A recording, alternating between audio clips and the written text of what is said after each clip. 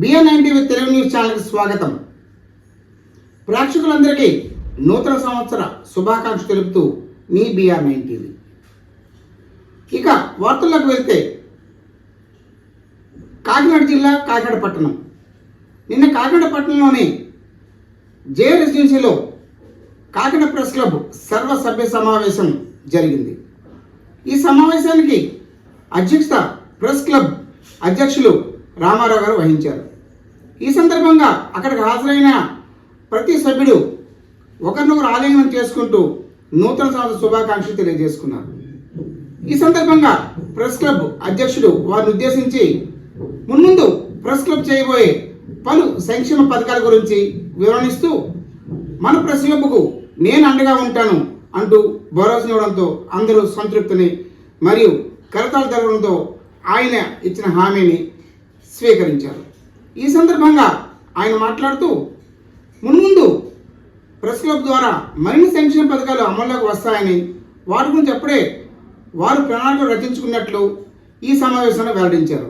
ఈ సందర్భంగా వారితో BR9 టీవీ ముచ్చరించింది. ఆ విషయాలు ఫేస్ టు ఫేస్ ద్వారా. వీక్షకులందరికీ 2020 సంవత్సరం నూతన శుభాకాంక్షలతో BR9 టీవీ. ప్రస్తుతం మనం కాకినాడ జే రెసిడెన్సీలో ఉన్నాం. ఈరోజు పాత్రికేయ మిత్రులందరితోని ప్రెస్ క్లబ్ అధ్యక్షుడు గౌరవులు శ్రీ రామారావు ఆధ్వర్యంలో ఒక సమావేశం ఏర్పడడం జరిగింది. ఆ సమావేశం ముఖ్య ఉద్దేశాలను సంబంధించి కొన్ని ప్రశ్నలను ఆయన వరకే సంధించి మనందరూ తెలుసుకుందాం. నమస్కారం అండి. నమస్తే సార్. మీరు ప్రెస్ క్లబ్ ప్రెసిడెంట్గా గత కొన్ని సంవత్సరాలుగా సేవలు అందిస్తున్నారు. అయితే ఈ మధ్యకాలంలో ఈ ప్రెస్ క్లబ్ విషయమై కొన్ని వార్తలు వాస్తవం అవాస్తవం మీరే తేల్చాలి వస్తున్నాయి. దాంట్లో ప్రధానమైన అంశం ఏంటంటే, కాకినాడలో 2-3 రకాల ప్రెస్ క్లబ్లు ఉన్నాయి అంటున్నారు. దీనిపైన మీరు ఏం చెప్పదలుచుకున్నారు? కాకినాడలో 2-3 ప్రెస్ క్లబ్లు లేవండి. ఓన్లీ ఒకే ఒక press club, Kakinada press club, registered press club 383/2021. చాలా సీనియర్ ప్రెస్ క్లబ్ ఇది. జర్నలిస్టుల అభివృద్ధి సంక్షేమం జయంగా గత కొన్నేళ్లుగా పనిచేస్తుంది. ఇదే అసలైన ప్రెస్ క్లబ్ అని నేను తెలియజేస్తున్నాను. మరి ప్రెస్ క్లబ్కి సంబంధించి గతంలో ఆఫీస్ కేటాయింపుపై కొన్ని రకాలైనటువంటి వాగ్వాదాలు చోటు చేసుకున్నాయి. ఆ విషయమై మీరు గత 3 నెలల క్రితమే కలెక్టర్ గారి ఆఫీస్కి వెళ్ళి మీరు వినతిపత్రం ఇవ్వడం జరిగింది. దానిపైన కలెక్టర్ గారు ఎటువంటి చర్యలు తీసుకున్నారు దయచేసి తెలపగలరా?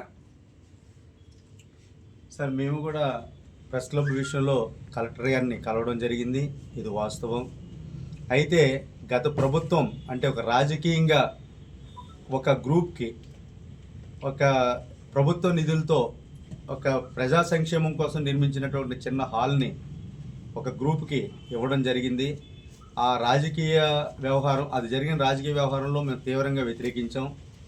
ఈ రకమైనటువంటి మంచి పద్ధతి కాదని గత ఎమ్మెల్యే గారిని కూడా మేము చెప్పాము. ఎమ్మెల్యే గారి దృష్టికి కూడా తీసుకెళ్ళాం. మీకు కూడా మేము న్యాయం చేస్తాము, అందరినీ ఒక వేదిక మీద తీసుకొచ్చి న్యాయం చేస్తానన్నారు. కలెక్టర్ గారికి కూడా ఇదే విషయం చెప్పాం. అయితే మాకు న్యాయం జరగలేదు. త్వరలో ఆ విషయంపై మేము తీవ్రంగా స్పందించదలుచుకున్నాం. శుభం. అయితే మీరు ఈరోజు ఈ సమావేశంపై చాలా స్పష్టమైన వైఖరితో ఉన్నారు.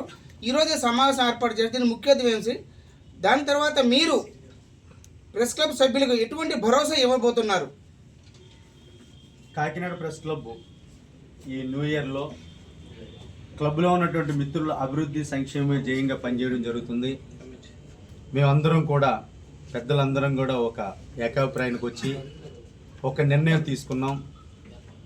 సభ్యులు ఏ రకమైనటువంటి ఇబ్బందుల్లో ఉన్నా, కష్టాల్లో ఉన్నా, బాధల్లో ఉన్నా, శ్రమల్లో ఉన్నప్పటికీ కూడా మేమందరం కలిసికట్టుగా ఉండాలి. మేమందరం కలిసి ఆ సభ్యుడు యోగక్షేమాలపై ప్రత్యేక దృష్టి సారించి అభివృద్ధి సంక్షేమ జయంగా ముందుకు సాగాలని ఈ న్యూ ఇయర్లో మేమందరం నిర్ణయించుకున్నాం. ఆ దిశగా మేము వెళ్తాం. అధ్యక్షుడు రామారావు ఆశిస్తున్న రీతిలో సభ్యులందరికీ మంచి జరగాలని కోరుకుంటూ మీ BR9 టీవీ కాకినాడ.